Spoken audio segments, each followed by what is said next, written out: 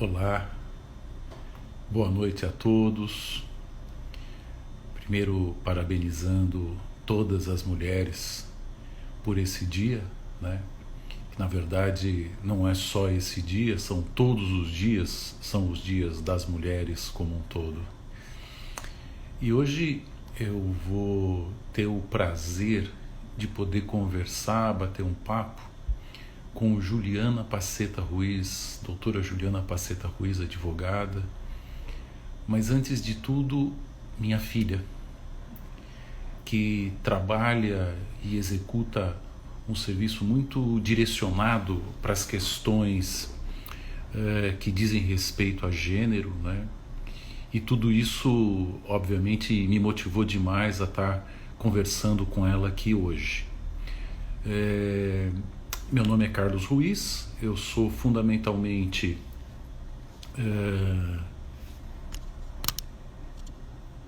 ela está entrando. Eu sou ginecologista e obstetra de formação, faço muita mastologia, trabalho fundamentalmente com câncer de mama.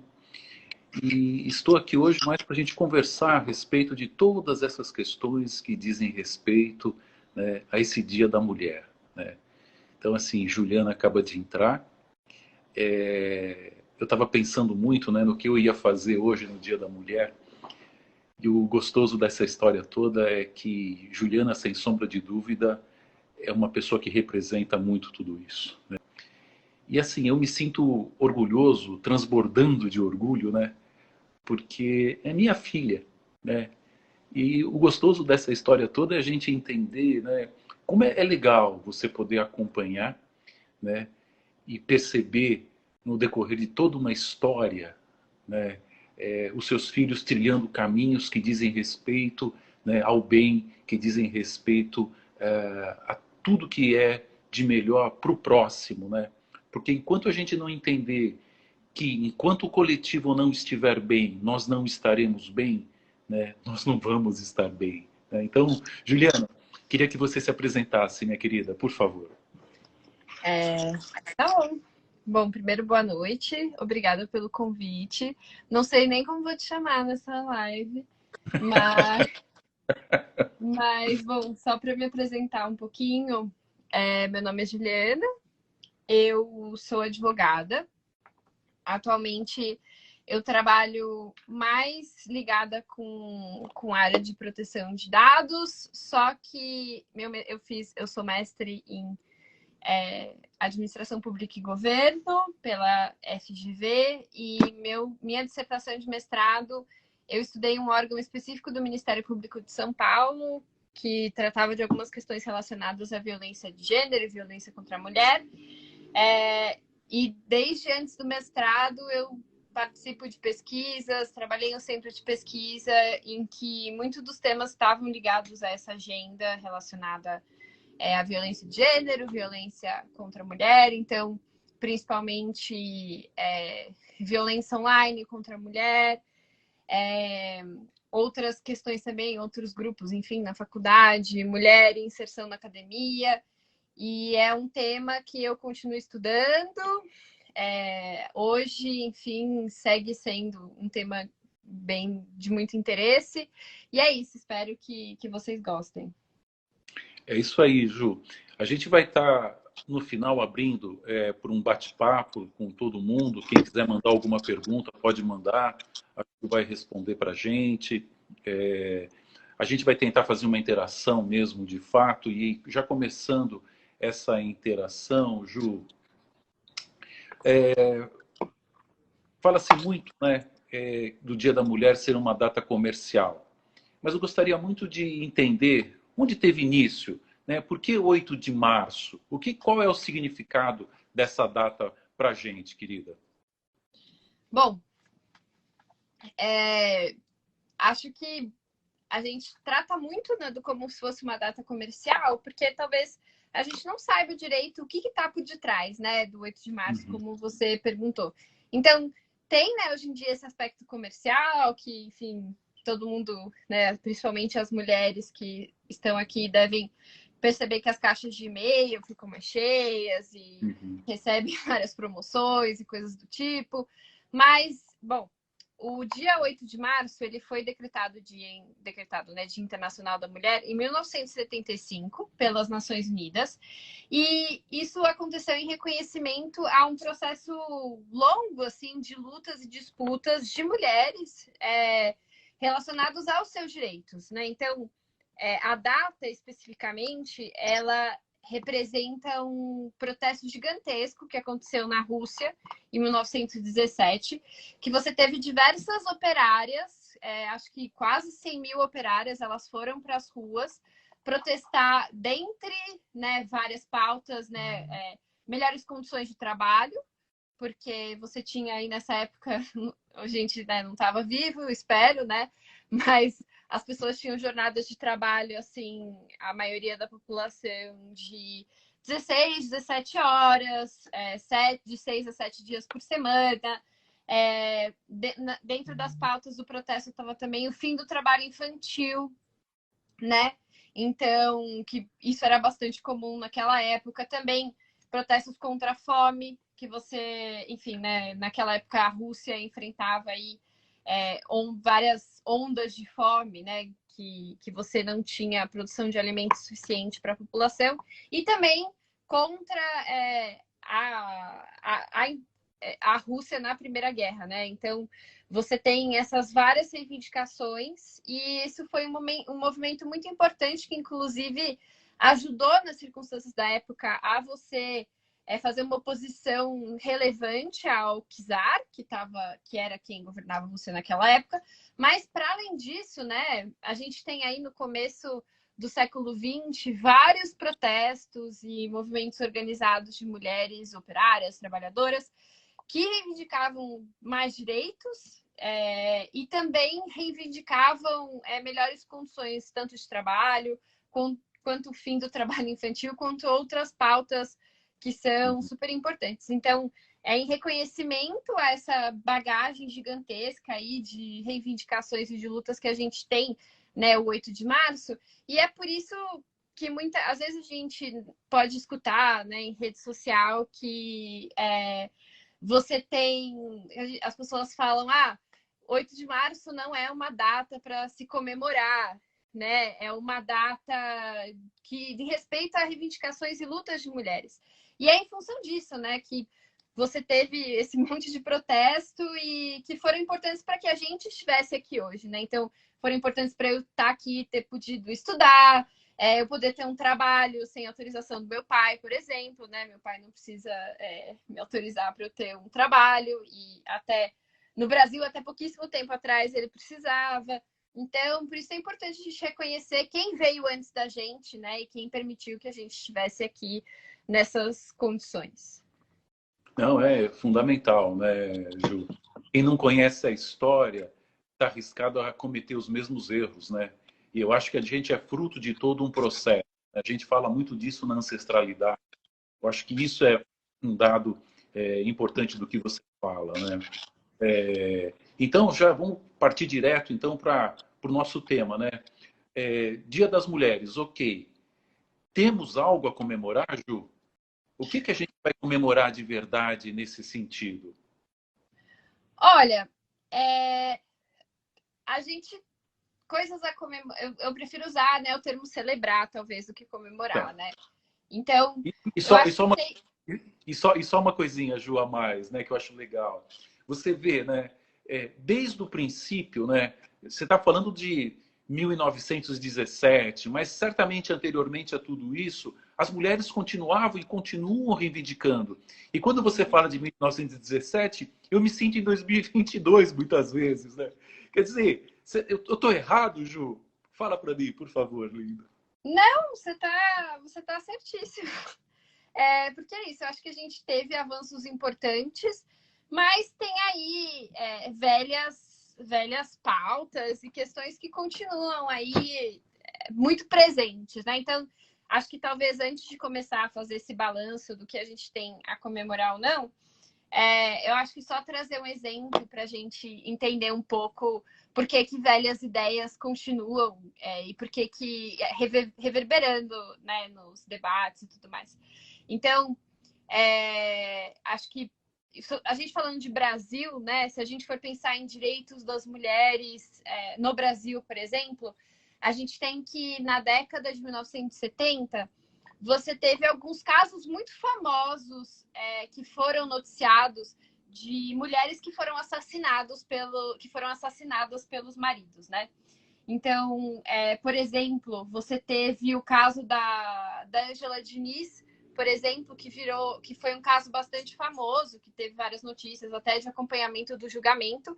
E uma coisa em comum entre a maioria desses casos de assassinatos de mulheres pelos seus maridos era que a absoluta maioria deles, os maridos eram absolvidos ou inocentados, e por terem matado, mesmo tendo matado suas mulheres, né? E é muito curioso, porque o argumento que era utilizado na época era o da legítima defesa da honra. E o que é isso, né? Legítima defesa da honra?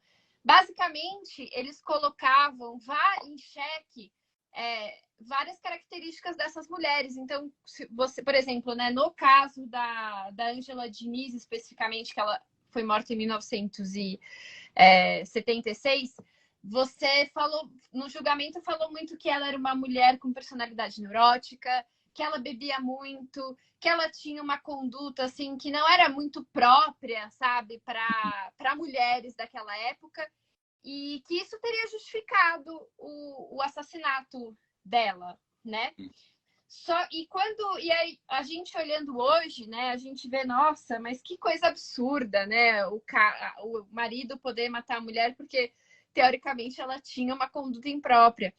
Mas a gente vê ainda, em muitos casos, essa sombra da legítima defesa da honra. Então, a gente teve nos últimos anos alguns, por exemplo, o caso da Mari Ferrer, né, de que ela sofreu uma violência sexual. E você teve episódios muito feios do julgamento que vieram a público, em que justamente você tem a violência justificada pelo fato dela usar determinada roupa, ou dela se portar de determinado jeito, ou dela beber de determinada forma. Então, né, quando a gente acaba fazendo, né, essa retrospectiva, isso não só eu que estou falando, tem um monte de pesquisador aí, de estudiosa super sério que também fazem essa análise.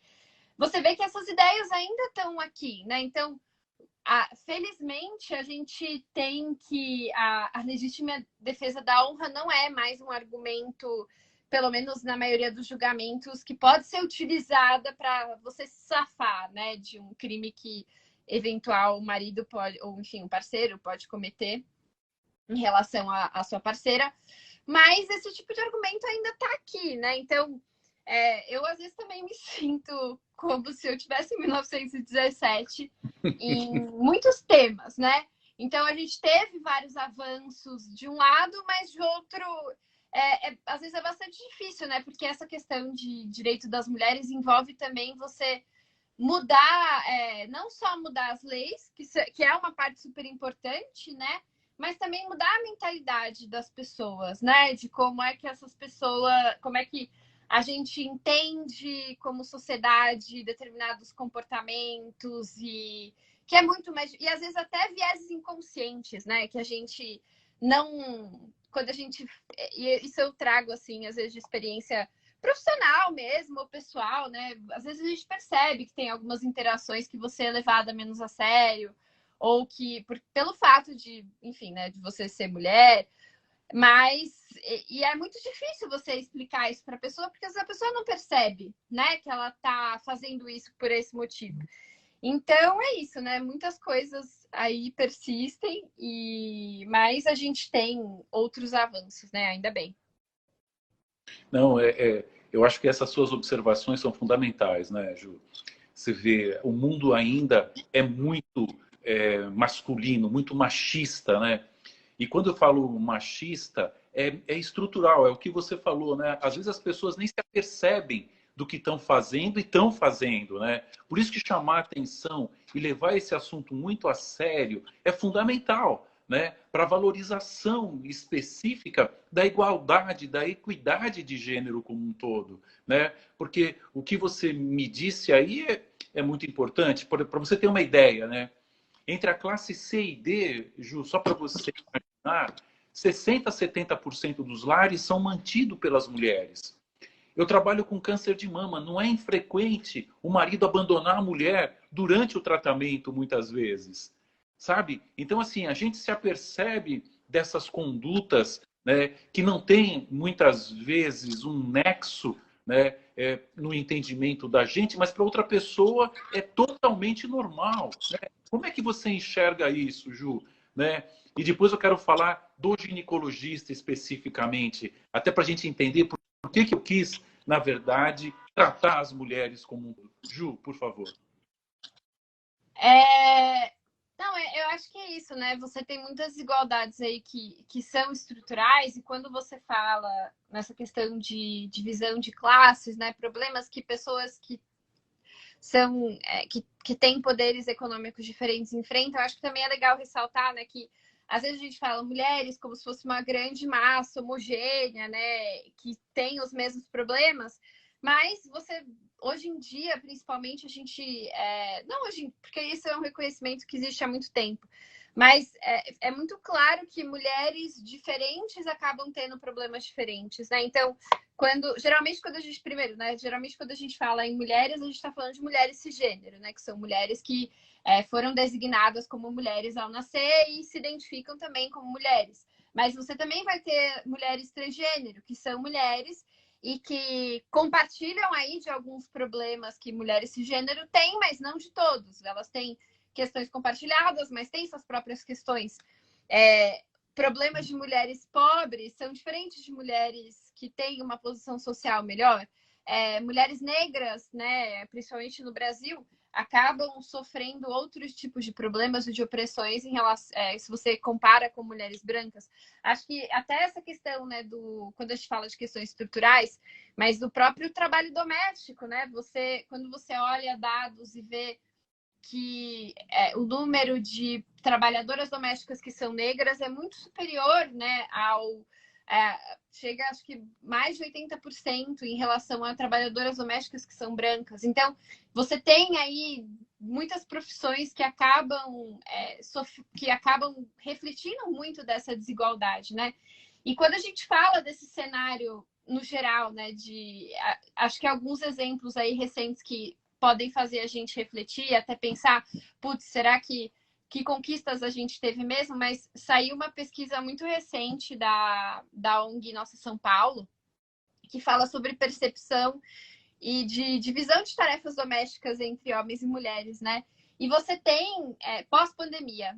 E a pandemia aí, né, durante a pandemia, você teve uma série de estudos, por exemplo, que começou a medir que durante a pandemia caiu muito o número de publicações por cientistas mulheres, por exemplo. Porque a gente percebeu, né, que com todo mundo em casa e você não podendo ter tanto acesso a serviços como escolas, creches e tudo mais, quem era o principal responsável pelo trabalho doméstico era a mulher, né? E aí, acho importante colocar que a gente fala muito de trabalho doméstico, você vai ter pessoas e estudiosos que vão falar de trabalho reprodutivo ou trabalho produtivo, como se trabalho produtivo fosse a sua profissão e reprodutivo fosse o que você fizesse em casa. Mas, na verdade, é tudo trabalho, né? Porque isso acaba, se a gente contar trabalho como aquilo que ocupa o nosso tempo e que a gente tem que exercer para poder sobreviver, né? Tanto trabalho reprodutivo, que é o que você faz em casa, quanto produtivo, são necessários. Para homens e mulheres, né? Então, ninguém vive de ar, de sol, alguém vai precisar cozinhar, fazer uma comida, a casa vai precisar ser limpa, pessoas que têm crianças em casa, animais, enfim, você vai precisar se ocupar dessas pessoas. E normalmente quem se ocupa são as mulheres, isso acaba fazendo com que mulheres não tenham tanto tempo para se dedicar a outras coisas ou outras funções. Isso é um problema muito grande.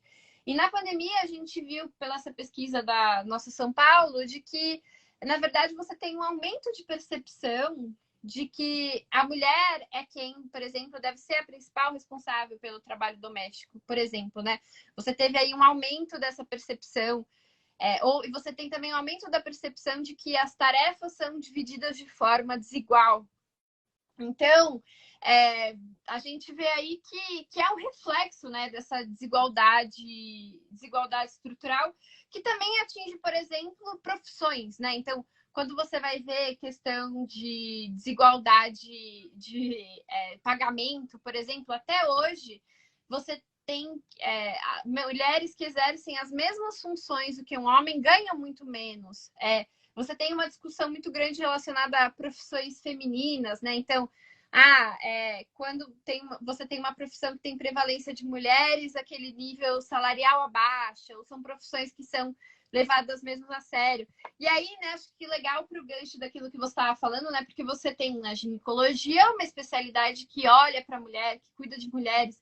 E me deixa um pouco curiosa, assim, se você for pensar em relação aí a outras especialidades que não são tão femininas, entre muitas aspas, como é que isso é visto por seus pares e pela medicina no geral. Então, se você pudesse falar um pouquinho sobre isso. Não, não, bacana, Ju, é muito disso. Você sabe que assim, né, até o ginecologista, isso quem sempre falou, foi um professor meu que eu amo de paixão, o professor Pinotti. Ele falava assim, né, o ginecologista é visto como um médico, na verdade, de segunda classe, porque cuida da mulher. Olha que absurdo, Ju, né? Num momento, e isso foi propalado por muito tempo, né?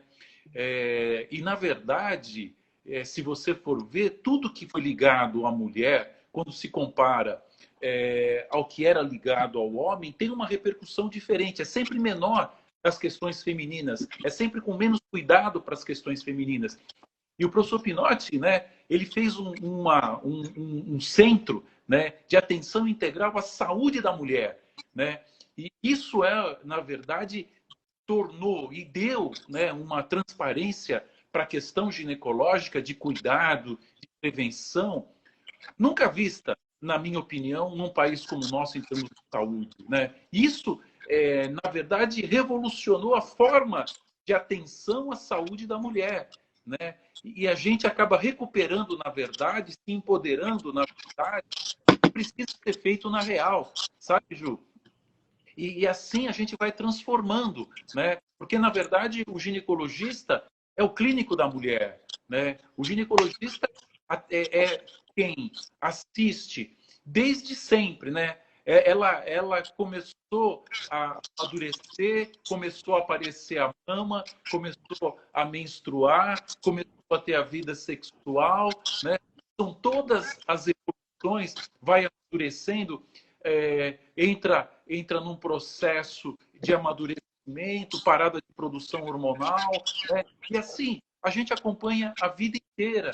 Né? E hoje a gente percebe que o fortalecimento da profissão ginecológica está intimamente relacionado ao fortalecimento do poder da mulher.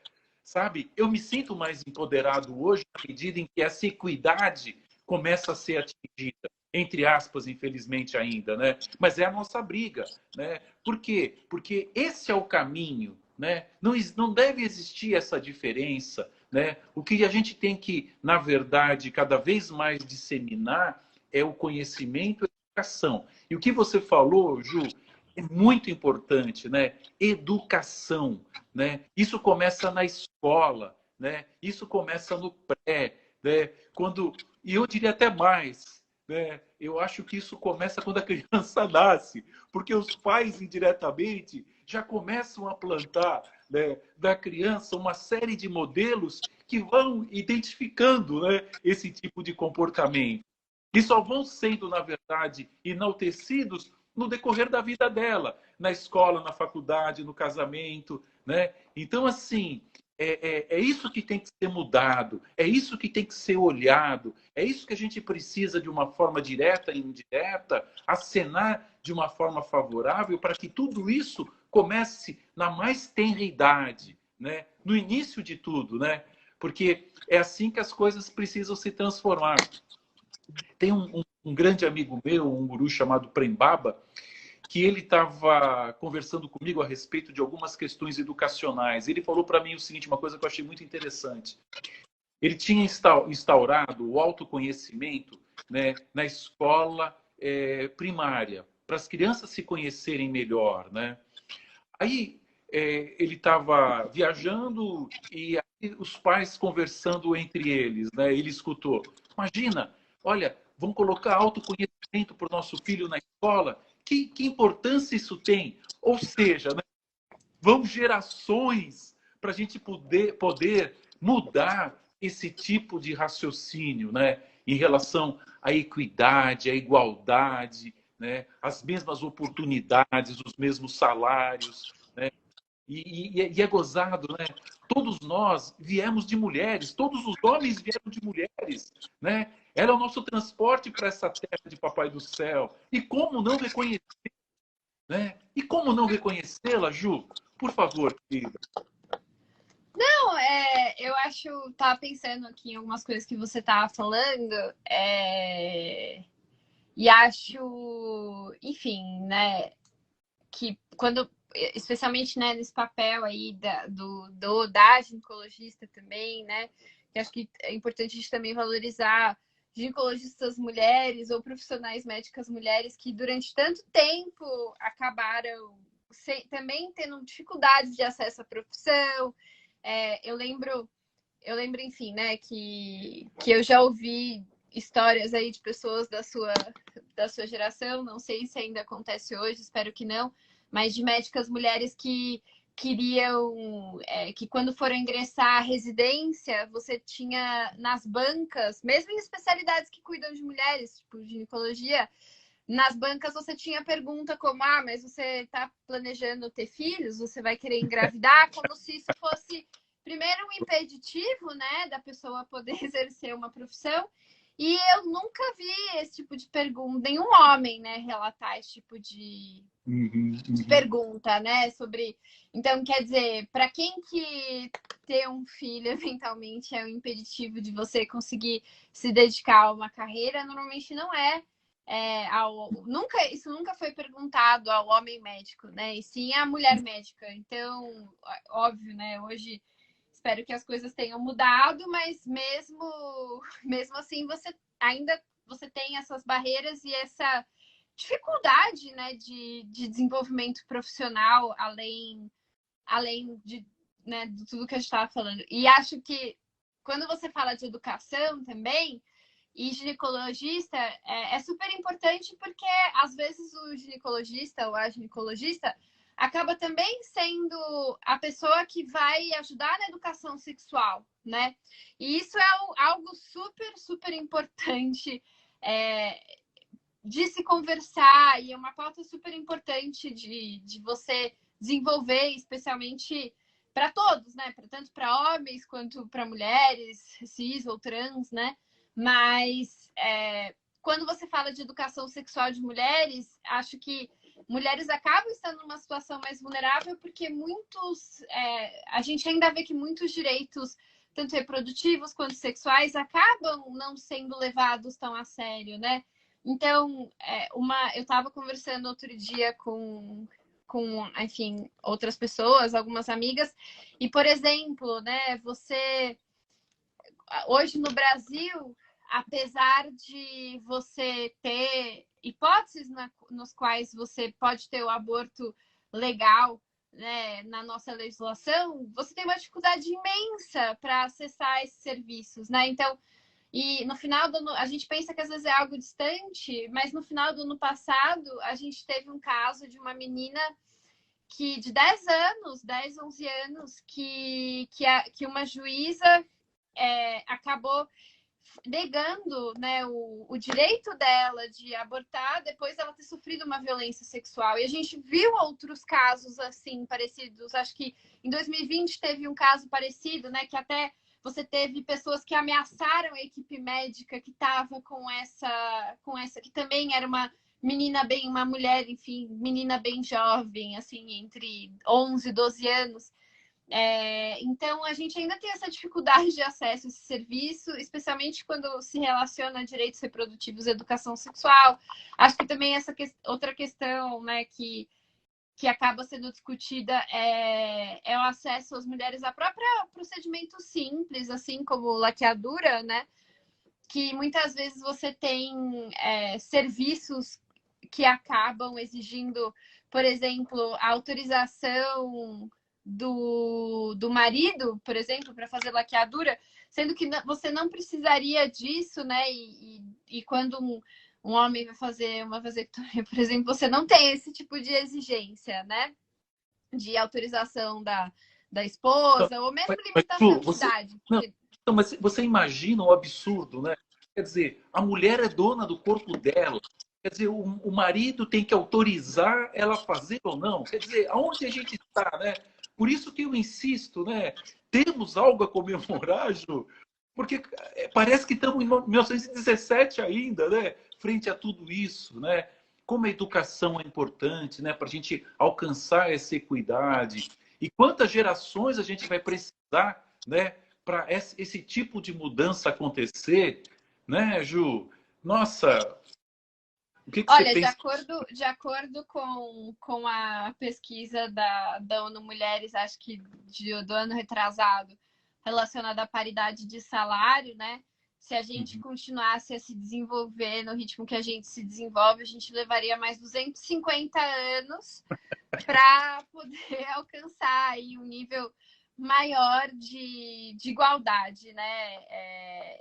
E quando você considera paridade salarial e nesse, enfim, né, nesse âmbito específico, assim. Uhum, uhum. É, Não, e acho que e também assim, outra o que a questão. gente se apercebe. O que... Pode Amor, pode falar, falar. pode falar. Não, não. O que a gente percebe nitidamente, né, Ju, que essas transformações que muitas vezes a gente acha que estão acontecendo, quando acontecem alguns fatos que chamam mais atenção, a gente percebe que não, né? Essa questão do machismo está extremamente enraizada, assim como o preconceito racial está extremamente enraizado, né? A gente só vê o feminicídio aumentando, a gente vê a misoginia, né? A gente vê todos esses tipos de agressões e preconceito cada vez aumentando mais, né? E cada vez mais perto, né, dessa questão que acaba sendo meio pétrea para algumas pessoas. Ou seja, como é que a gente transforma isso, né? Como é que a gente muda isso, né? Para que essas pessoas entendam que todo mundo tem o direito, né? As pessoas são livres, né? É que eu acho que quando a gente fala em direitos, no sentido abstrato, é um pouco mais fácil, né? Você, por exemplo, pelo menos esse é o sentimento que eu tenho, né? Enfim, quando você teve. Quando você tem uma mudança, né, de direitos ou uma discussão no geral. Então, é muito difícil você, pelo menos, né, quando você fala da maioria das pessoas, elas falarem, eu não acredito que. Eu acredito que homens e mulheres deveriam ser tratados de forma igual. Então, a maioria das pessoas vai concordar, né?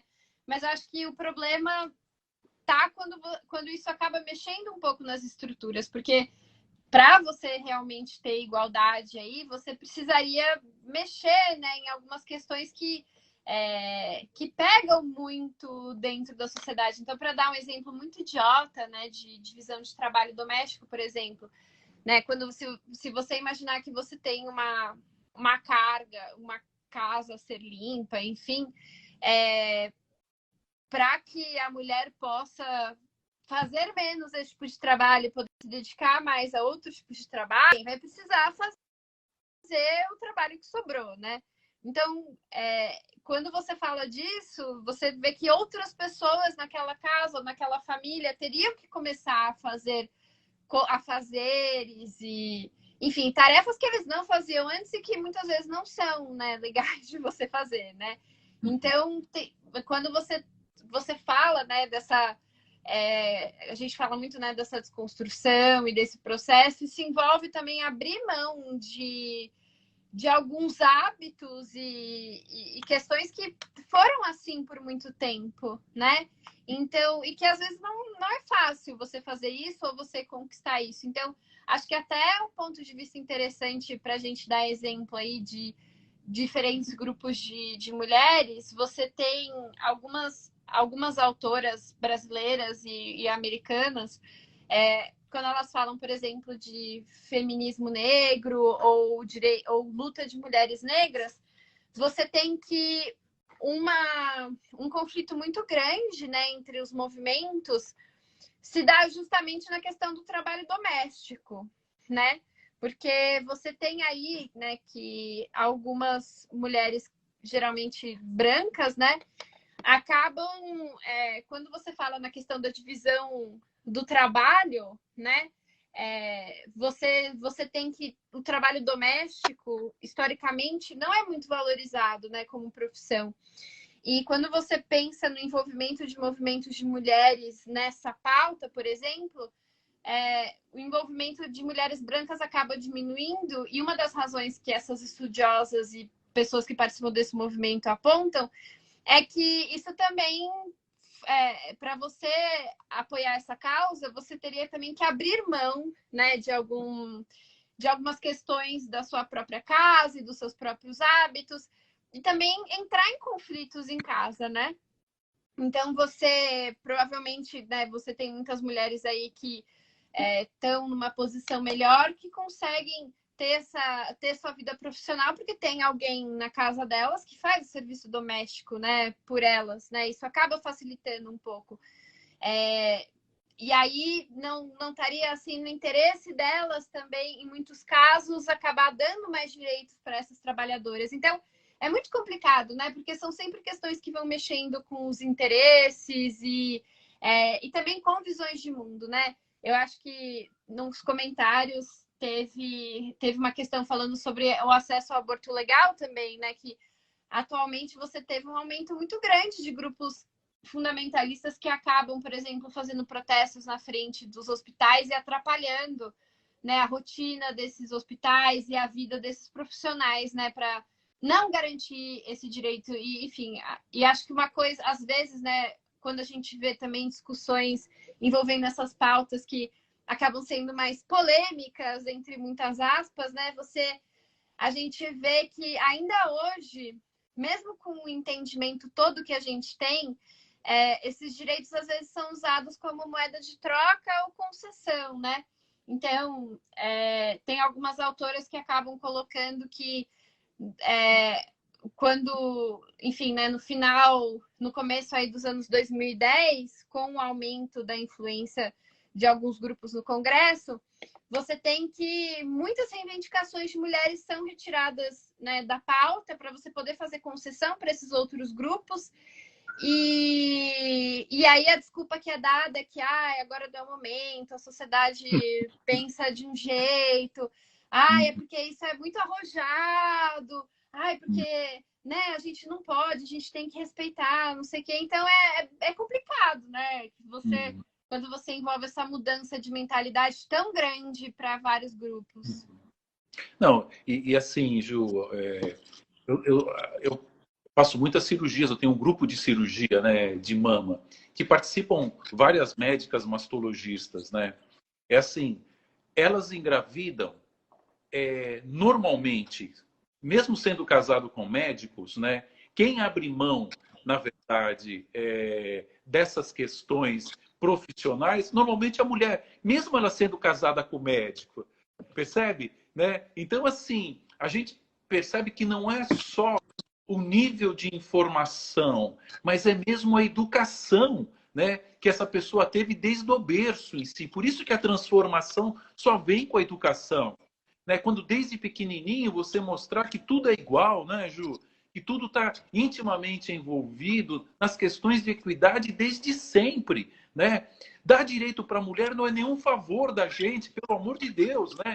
É um direito, né? Assim como a mulher tem o direito das escolhas que ela tem que fazer, como os homens têm o direito das escolhas também, né? Então, certamente, a gente vai ter que, sim, fazer muitos processos educativos no sentido de poder tirar, né, essa coisa que está arraigada de uma forma nociva, né, na sociedade, que destrói e compromete fundamentalmente, né, a evolução da condição de equidade, né, Ju? É triste, Mas a gente tem que continuar batalhando, porque pessoas como você, Ju, me dão muita esperança, sabe?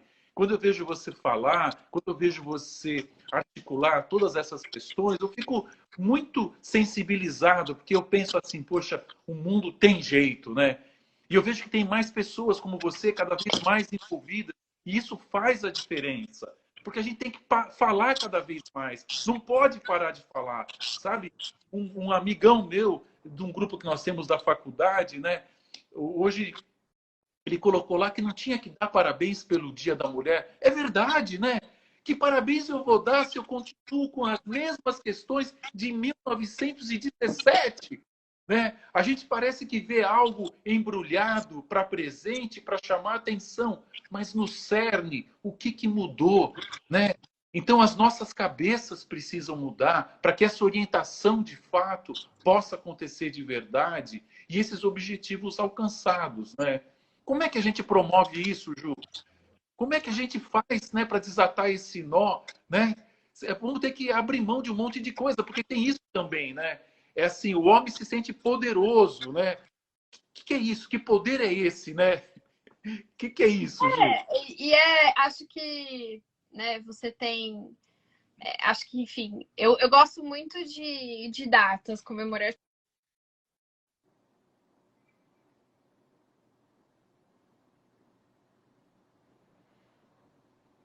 O seu som parou, Ju. O seu som parou, Ju. Ju, Ju, o seu som parou.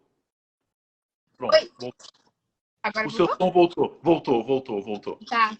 Não, acho super importante que a gente possa discutir sobre esses temas e ter datas para a gente poder pensar, porque às vezes a gente não consegue, né, fazer essas reflexões, balanços. Mas o fato é, né, que também não adianta a gente só falar desse tema e se preocupar no dia 8 de março e depois no resto do ano continuar agindo de uma forma que desfavoreça, né? Então, é importante ter a data para a gente pensar, mas é importante também a gente tentar aí construir espaços e todos os dias, né, que acabam, que possam ser bons para a gente continuar nessa luta em relação aos direitos das mulheres, né? Então, a gente também pensar aí, repensar também quem são essas mulheres, porque, né, de novo, não é uma massa homogênea, né? Você tem vários tipos de mulheres, vários tipos de demanda. Como é que a gente consegue avançar essas pautas que são... E acho que também ter em mente que são pautas muito importantes, né? E são questões que a gente não pode abrir mão, né? E que não... né, que a gente estava falando que às vezes acaba nas negociações políticas acaba virando muito moeda de troca, né? Então, isso não só no Brasil, mas em vários outros lugares do mundo e em várias outras circunstâncias. É muito comum esse discurso de não, fica tranquila, a gente não vai levar isso para frente agora, porque é uma coisa muito ousada, mas pode garantir que quando a hora chegar, a gente leva. O problema é que a hora nunca chega, né?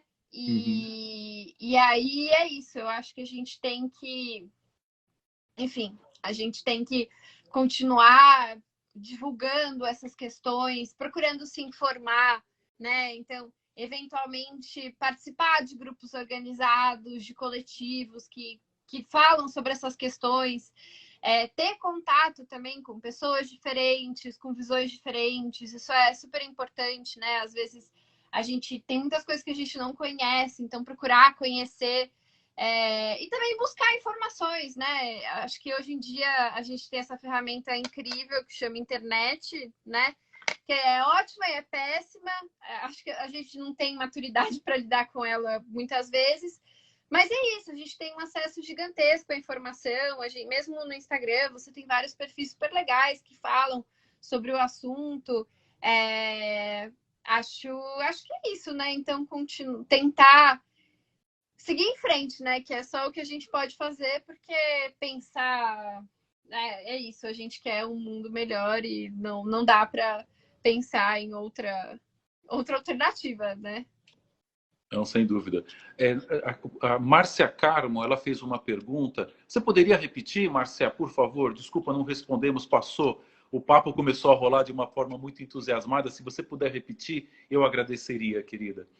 E enquanto isso, né, Ju, só para a gente poder, né, encadear isso, né, de novo, né, educação, educação, transformação, né, é muito importante. E eu queria fazer uma pergunta em relação ao trabalho que você desenvolveu, né? Você desenvolveu um trabalho em relação à Lei Maria da Penha, né? Em que você avaliou delegacias que predominam homens, que predominam mulheres. Como é que... Não, calma. Enfim, eu não trabalhei com delegacias diretamente. O que eu estudei foi um órgão do Ministério Público, que antes chamava GVID, né? Mas hoje em dia é o Núcleo de Violência contra a Mulher do Ministério Público. Que, enfim, que nem acho que isso também acaba refletindo um pouco aí os avanços, possíveis avanços, mas que não vieram de graça, né? Que vieram depois de você ter grupos engajados de promotoras dentro do Ministério Público que estavam preocupadas com essa questão, que começaram a se organizar e que dentro, né, do Ministério Público tentaram fazer um bom trabalho para que também isso crescesse. E hoje em dia, né, só explicando bem por cima, mas no Ministério Público você tem alguns grupos temáticos que são assim, que acabam, né? Então que tem um tempo definido, então você pode ter, sei lá, um grupo relacionado a determinado assunto, e você tem outros tipos de organização que são permanentes, né? Então, por exemplo, a Promotoria da Infância e da Juventude é permanente, você vai ser sempre promotores que vão cuidar desse assunto, e nem sempre foi assim com a questão, né, das mulheres. Então, hoje em dia é permanente, né? É algo permanente dentro do Ministério Público, mas foi uma jornada até que isso se tornasse permanente, né? Então, você vê que a Lei Maria da Penha, ela abriu muitas possibilidades nesse sentido, né? Então, você teve a possibilidade dos órgãos do judiciário se adaptarem, né, para você poder atender essas mulheres. E aí, né, na minha pesquisa, o que a gente viu, basicamente, é que quando você nesse desenvolvimento desse grupo, a maioria das promotoras, né, que se envolveram com o assunto eram mulheres, né? Então, a maioria dessas promotoras que estavam desenvolvendo esses grupos e que tiveram lá desde a formação para conseguir que eles se tornassem algo permanente foram mulheres. Só depois que você teve homens, né, quando já era algo mais permanente. Mas também elas falam muito dessa questão das delegacias, né, que você tem uma diferença das delegacias que são comuns e que aceitam, que você acaba tendo outros tipos de crime que são reportados ali, e delegacias da mulher, né, que em teoria deveriam ter um atendimento mais especializado, mas aí eu acho que é muito importante, né, porque hoje em dia, às vezes, as palavras têm muitos sentidos, é importante que você tenha, assim, atendimento à mulher, mas com preocupação em violência de gênero, né, porque atualmente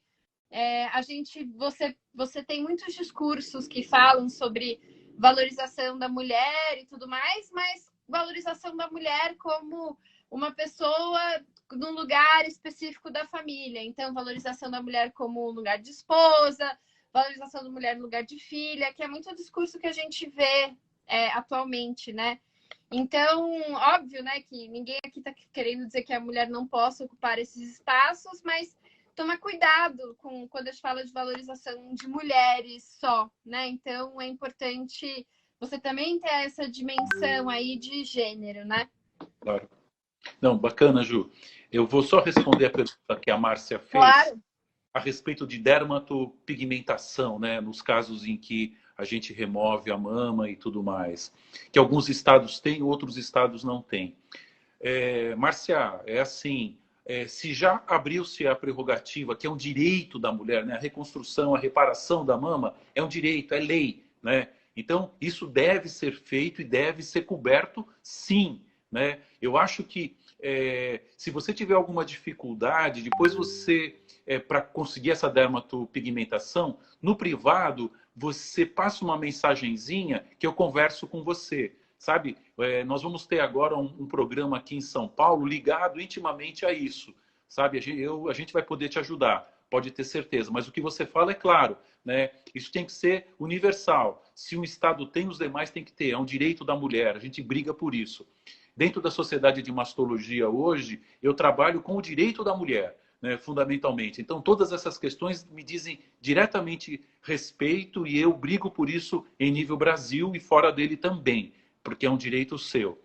Ju, aproveitando esse gancho da Márcia, da lei, né? As leis estão aí, né? As leis existem, né? Mas, como você falou, né? Assim, eu tenho, às vezes, as mulheres mais empenhadas na estabilização, no estabelecimento dessa lei como um todo, né?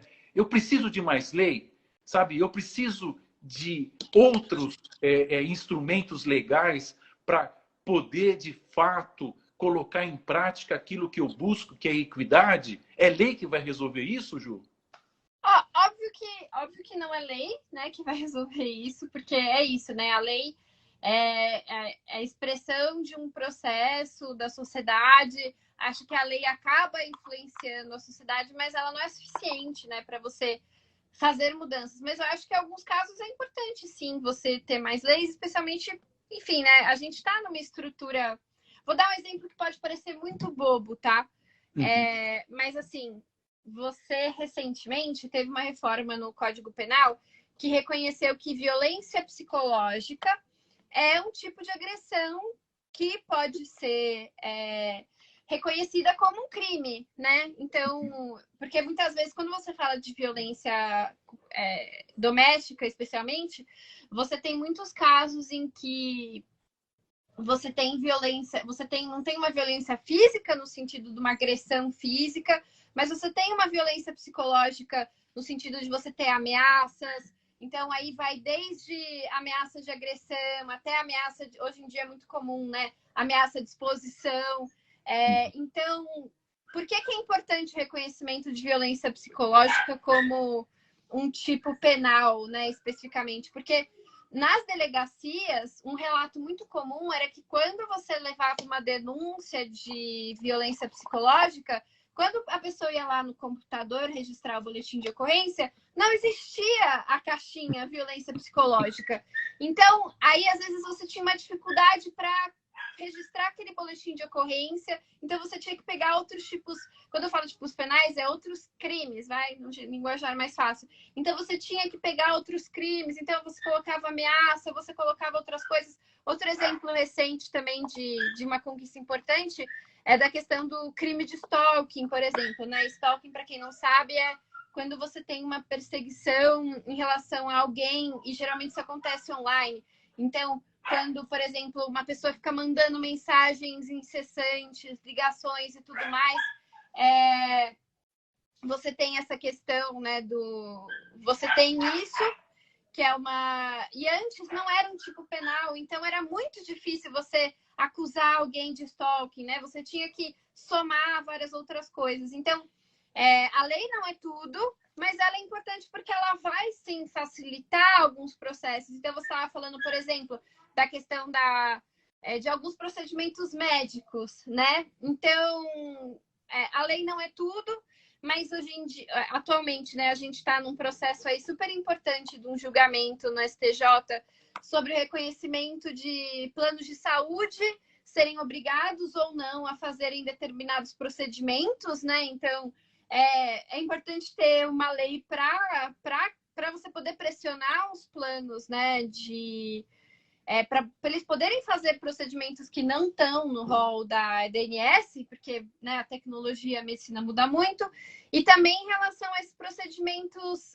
que você teria que procurar, que você estava falando, né, de algumas questões ligadas à mamoplastia e tudo mais, que como, né, a estrutura da federação é complicada, às vezes, em alguns lugares, quando você tem uma lei específica que obriga alguém a fazer alguma coisa, você consegue exigir isso de uma forma mais fácil, né? Então, eu acho sim, né? Não é uma resposta definitiva, mas para alguns casos em que você tem dificuldade de acesso, a lei é sim importante para você conquistar determinados direitos e também coisas básicas de procedimento, né? Não, sem dúvida. E a Mariane Pinotti, nossa amiga, Ju, ela coloca aqui que o Norberto Bobbio, né, ele diz que a lei é um começo, né? Não é a solução, obviamente, né? É porque o papel aceita tudo, né? A gente vê isso no câncer de mama, né? Tem a lei da mamografia, a lei da reconstrução, né?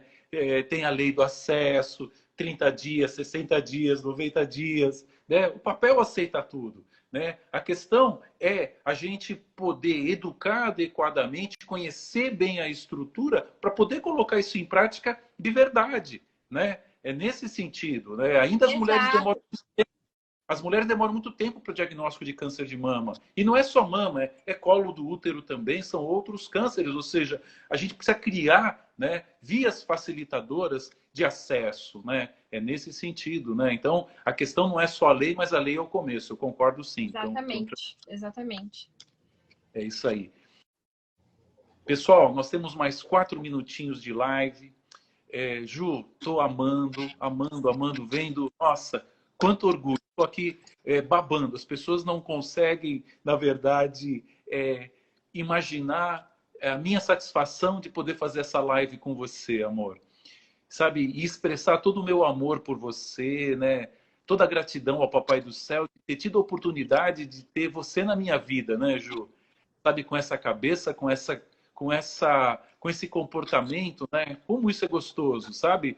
Eu torço para que todos os papais e as mamães aqui presentes possam ter um dia essa oportunidade, né? Como fala a minha sobrinha Carol que está dizendo, papai babão, é isso aí, né?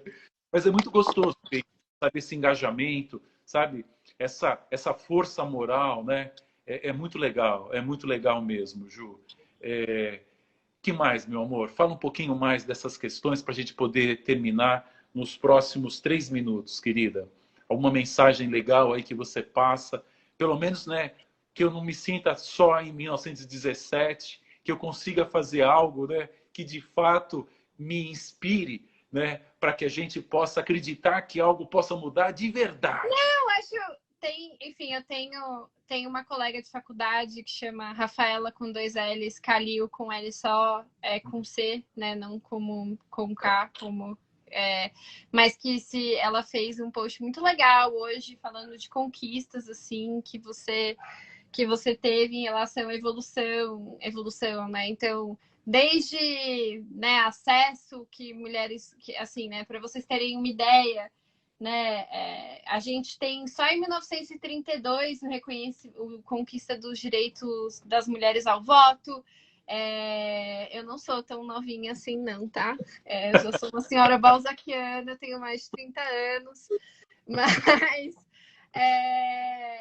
mas, enfim, né? A gente tem o reconhecimento, né, do voto muito tarde. A gente é um dos últimos países, inclusive da América Latina, a reconhecer isso. É importante ser colocado.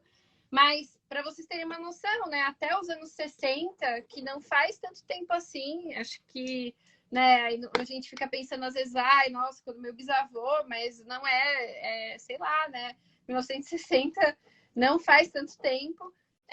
As mulheres não tinham direito, por exemplo, ao crédito, né? Então, se você precisava de acesso ao crédito, você tinha, como mulher, você precisava da autorização do seu responsável, que geralmente era o seu pai ou o seu marido.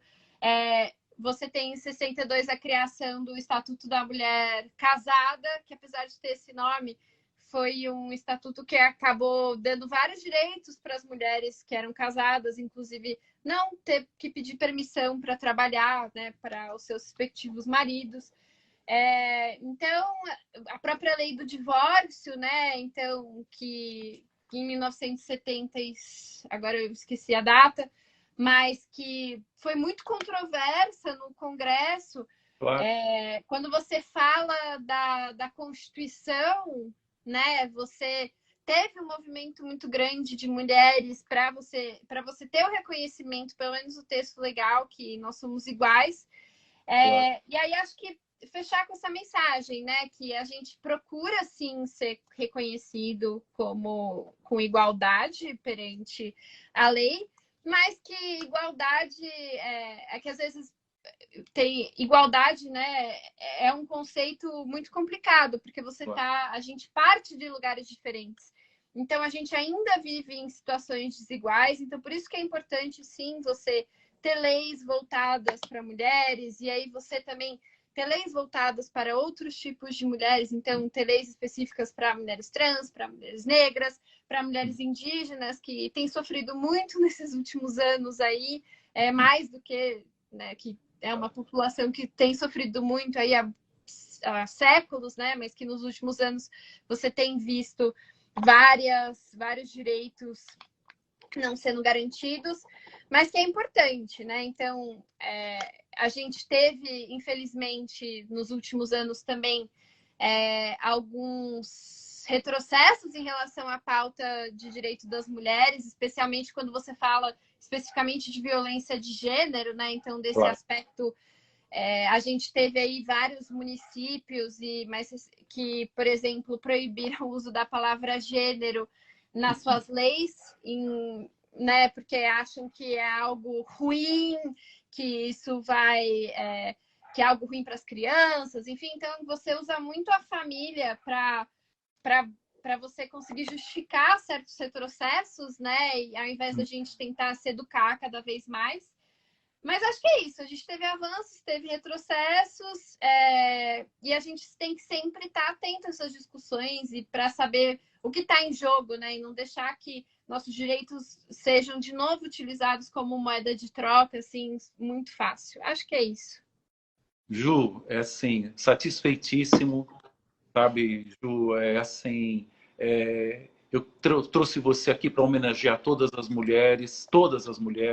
Meu coração, nossa, é extremamente feliz de poder ver como você é linda por dentro e por fora. E eu queria terminar só falando uma frase, sabe, para todas as mulheres.